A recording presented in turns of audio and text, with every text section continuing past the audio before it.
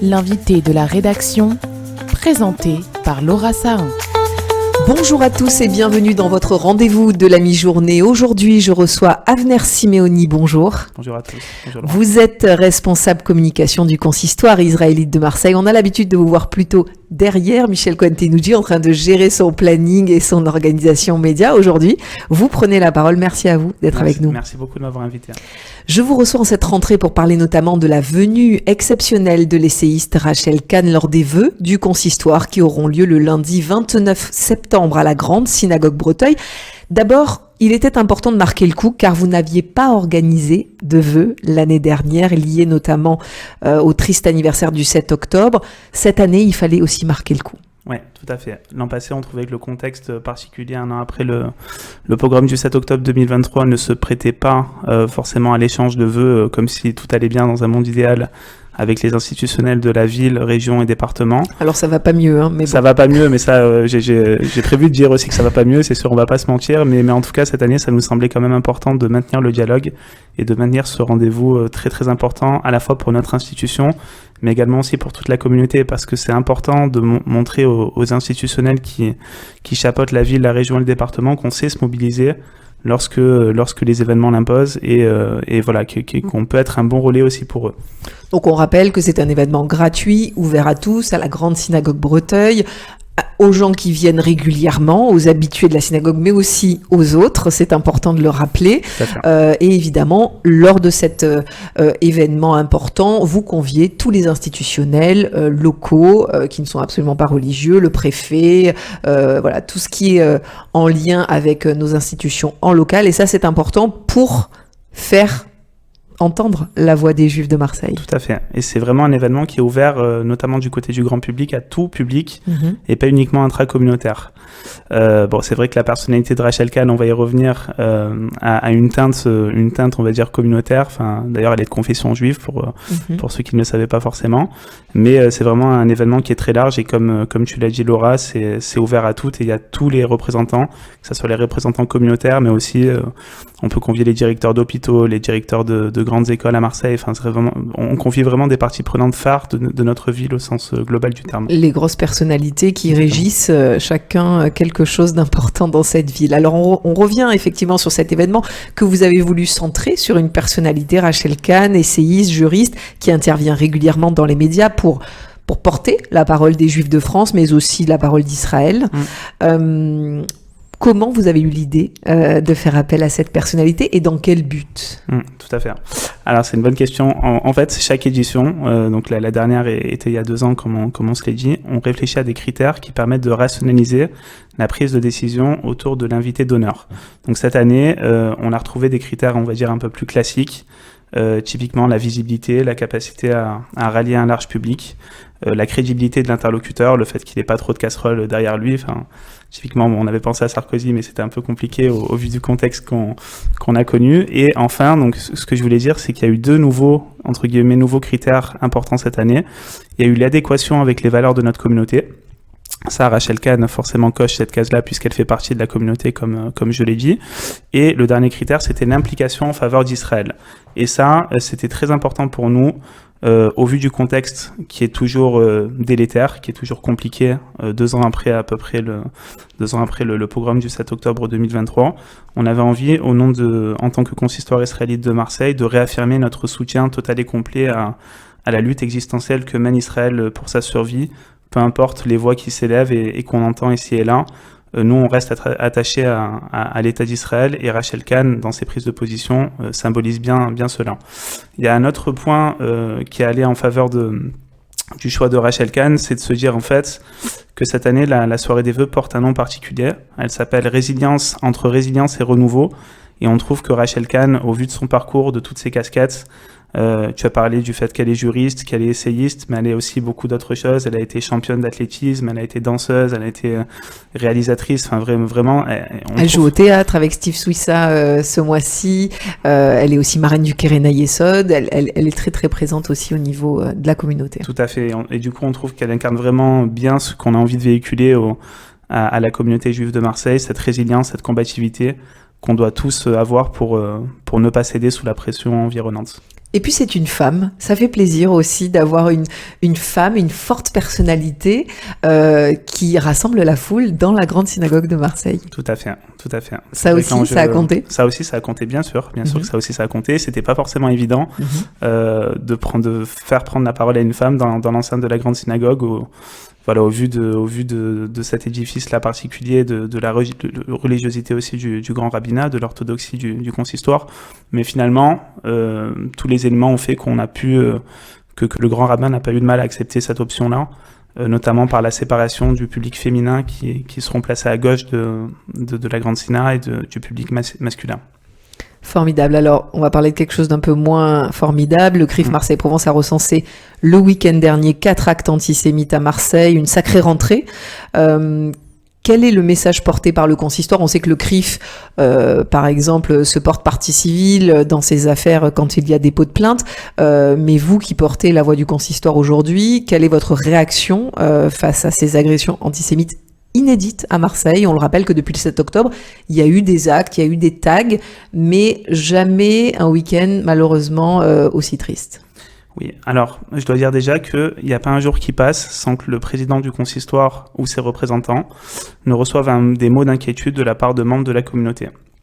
Donc tout ça pour dire que le consistoire il est pleinement au courant du climat délétère qui règne actuellement à Marseille, accentué particulièrement depuis le 7 octobre 2023, et qui dénote en fait avec ce bien vivre ensemble qu'on avait toujours connu dans notre ville. On sent le climat fortement se dégrader pour notre communauté. Concernant ces 4 actes antisémites-là, notre institution a été une des premières à être mise au courant de ces faits, et a fait tout ce qui était en sa mesure pour y remédier. J'en veux pour preuve notamment le cas des Slichot au Times Square. Le lendemain, on avait rendez-vous avec le gérant de la salle pour trouver une solution.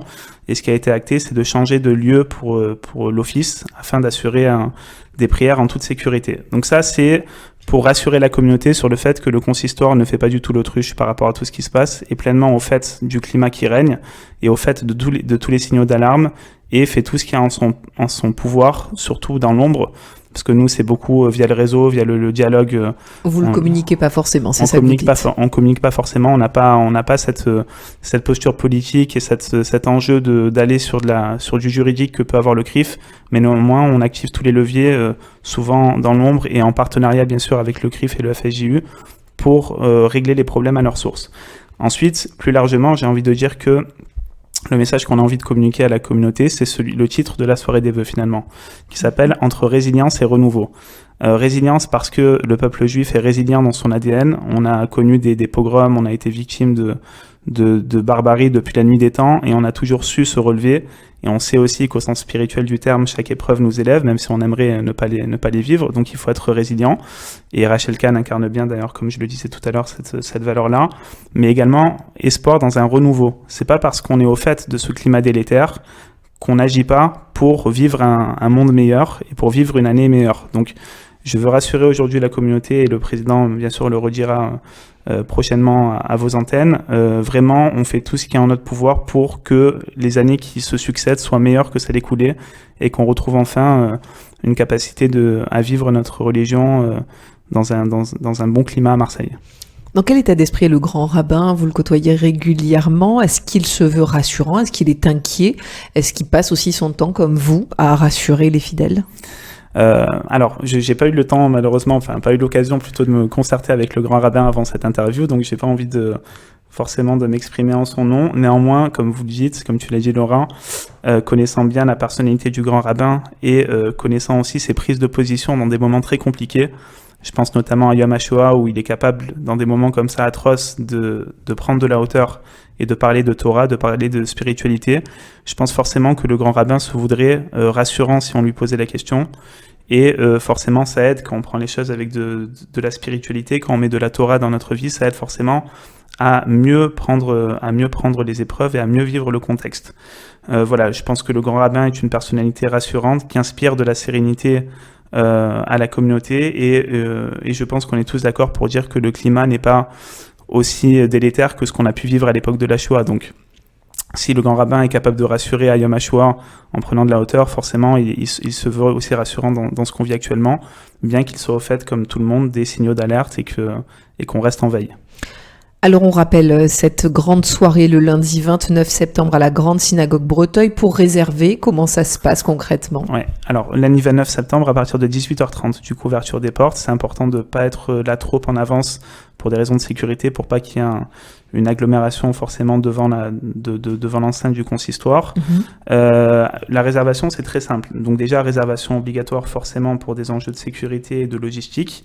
Mais l'événement est totalement gratuit et la réservation se fait soit sur les réseaux du consistoire dans lequel on a communiqué les liens de l'événement. On a créé un compte billet web à cet effet où les personnes qui réservent ont la possibilité de sélectionner leur siège dans l'enceinte de la Grande Synagogue qu'on a complètement modélisé pour l'occasion, mais également sur le site web du consistoire.